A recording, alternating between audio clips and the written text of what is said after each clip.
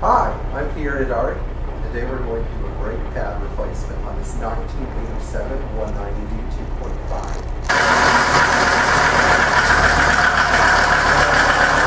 2.5. When you're jacking this car up, there's a frame member right in between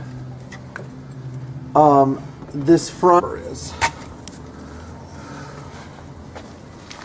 These frame rails is your support place. You just need a piece of her down. We're going to get to...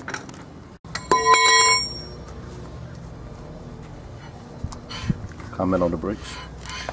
Well, one of the reasons we're doing these pads is while the rotors are reasonably healthy, somebody has used cheap brake pad. Really simple caliper to work with in front. What you have here is a 15 millimeter nut that holds the sliding pin of the caliper in place. You can undo this nut with the 13. You have to brace it with the 15 and a 15. And it's a little stiff because it is Loctite on it.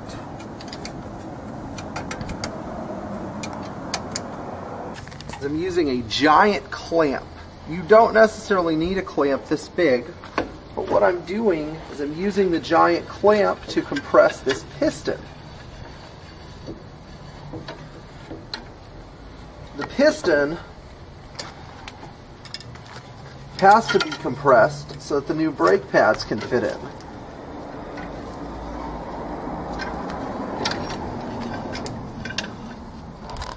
This is pretty simple. You just rotate this off. You can tell that these are low quality brake pads because they don't have a German stamp on the back and they don't have a KBA number. So pads like this are going to... If you look in the back of the caliper here, there is a sensor. And this sensor actually plugs into the pad and tells you that your brakes are worn down. Unfortunately, the last person who replaced these did not install the sensor right, and the rotor ground the brake sensor wire off. So we're going to replace this too. It plugs into this housing here, simply pulls out. It is a single pole connector. Our new brake pads. They are supplied by Textar. Textar, Pagid, ATE, genuine Mercedes, all very good brands, and I highly encourage people to use them.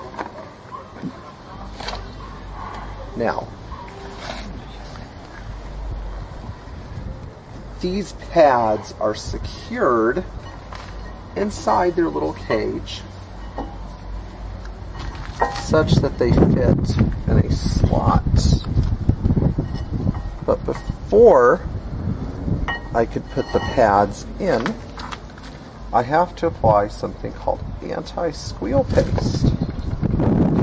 Mercedes makes this paste. Its part number is 001-989-945112, and this paste is used to keep your brake pads from squealing when you apply the brakes. You want to rub it between both pads such that an even coating is applied. Then put them in their little housing.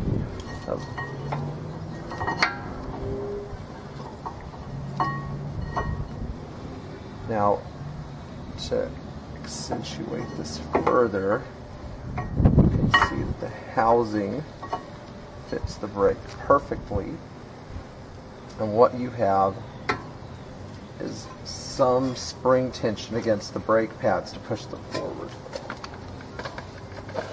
Once you are in all the way, you can take your new, most of these will come with a brand new screw, and putting some pressure on this item, you can screw it in. Now, sometimes this pin will try to jump back out. hold the pin in, and then push your caliper all the way forward, and with the caliper pushed all the way forward, and then finally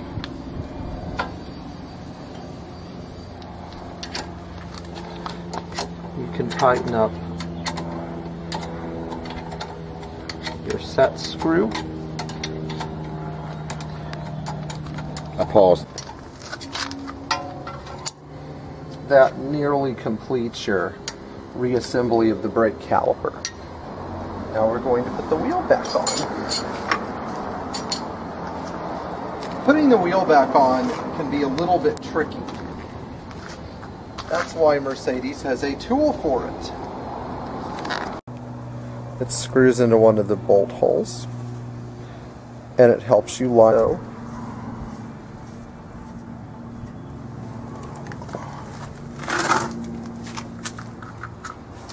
And then remove the wheel. Now, most Mercedes had that tool in their toolkit, but if you do not have one in your toolkit, you can order one through the Mercedes-Benz Classic Center in Irvine, California, and they will supply you with a new unit. See how easy that was.